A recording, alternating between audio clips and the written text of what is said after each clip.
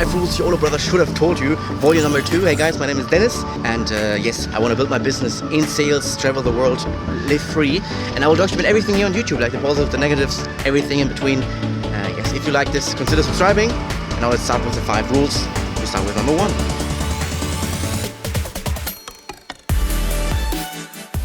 Learn how to sell. Because I remember back in 2020 when I started my first business where it was like with people and I had to talk to people, we were grinding and grinding and grinding. We had so many appointments, we had so many people that wanted to talk to us because the overall offer was interesting to them. Made 0 customers, we had 0 money because we couldn't sell. Like really, we talked to them, we had no idea what to say. We thought like, okay, we read some bullshit and say it's like, okay, trigger the emotions, or I don't know, I forgot because there was not that much. I didn't know anything and I really felt helpless in a situation when you wanted to talk to people and convince them, okay, your product is great, it's worth more than your money, and motivate them to start taking action, motivate them to make a decision. The other thing is, if you know how to sell, it helps you in other areas as well. It helps you with communication in general. It helps you when there's conflict between people, how to handle this conflict, because you know how to talk to them so they don't get pissed off. You know just how to share ideas in an interesting way. You know how to speak. Really, I think there's no downside to sales at all. The only downside is to the person who doesn't know how to sell, and the person who starts learning how to sell, invests a lot of time, and then quits at some point when he's not good at it and wastes time.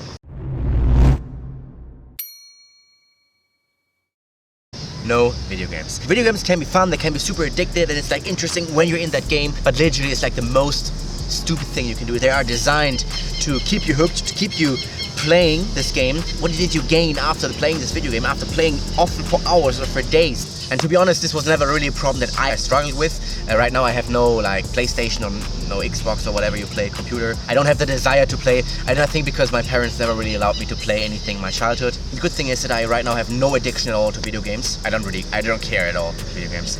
And this is such a good thing because I had so much better things to do. I could do so much more with my time back then. That's the one reason why I am where I am today. So when you're watching this on a Saturday night or a weekend evening or something, if you're playing video games, stop playing the video games and just go out to a party and socialize. This is way better. Or even better, start working on your business maybe. Use your time wisely, not drinking or something, not playing video games. Video games is the worst. Use your time wisely. Fuck false friends. I think it started when I was 16. I remember I wasn't really the guy that was like liked in the social group. I was starting back then with like personal development or like cold showers. I heard, okay, that this group that I was in, they started, let us do his cold showers and he will see it. Let him do it, like wake up early, yes. And I more and more felt when I was in this group, I think passive aggression is too much, but I felt at least this passive like rejection. There was like a bit of also resentment is too much, but you feel when somebody don't really like you and it's not really 100% your friend. And for me it was like, okay, I feel that I have to do more and be more so I can belong, and the more I did, the more I felt rejected in that group and the more I felt like I did not belong. This is what the feeling, I felt like really I didn't belong no matter what I did. The mistake I did was instead of saying, okay, if they don't like me for who I am, okay, fuck them, I will fuck my false friends, I don't spend time with them because I have self-esteem. No, I made the worst mistake and I said I was chasing after them. Oftentimes when my brother was invited to parties and I was like on my phone like waiting to the message to come, like, okay, you're also invited, or you can also come. And that message never came. Well, in that moment really it was hurtful. Like, you also wanted to be invited because this was the only social circle that you were in. Completely let go of those people that don't want you anyway. Try to chase them. Really, you have better things to do. I could have used my time better than just to wait for the message or to even go to that party. If you are not liked by the social circle, the friends group that you're in, it is not because something is wrong with you, but often because you're just way too much for the people around you. Maybe you're super ambitious, you're into self-improvement, you want to build something great in this world, and most of the people, it's just how it is, they're just average. If you are into self-improvement, you want to change something, it's like 99% chance that you're just not compatible with those people.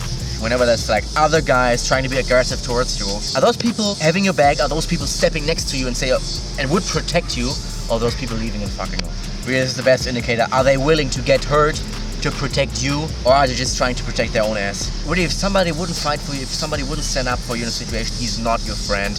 And I think there's no reason why you should really spend time or spend much energy on this person.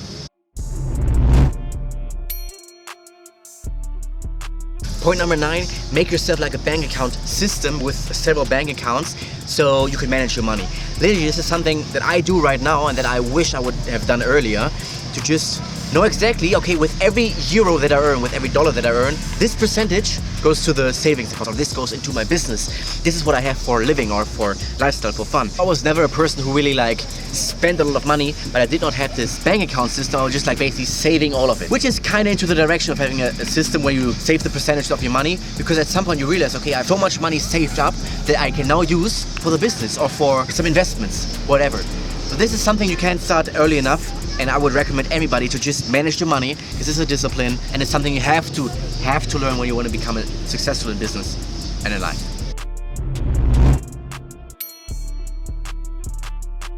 So usually what I did, and I think what most people do, is when we have like our standpoint, the other person has a standpoint and there's conflict. And then what happens is we stay consistent, we stay strong with our standpoint, and they stand strong with their standpoint, and there's just fight and there's just argumentation. It just ends up bad, it just ends up in a fight, and it just ends up negatively with nobody wins. This is what I learned from my sales mentor. There's such a magic in agreeing with the other person and just saying, hey, you're right, or I understand your standpoint.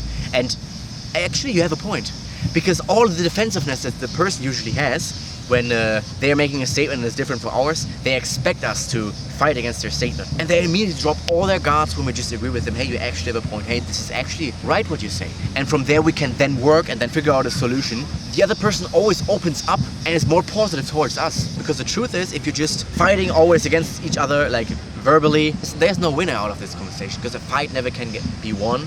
I think it's from Dale Carnegie. He says, okay, don't, I don't remember, but like, don't have an argument or something, or don't accuse people of something. A person in jail, they always had a reason why they have to do what they did. In their mind, it's always justified, so it doesn't make sense to confront people. Rhetorically, this is really magic.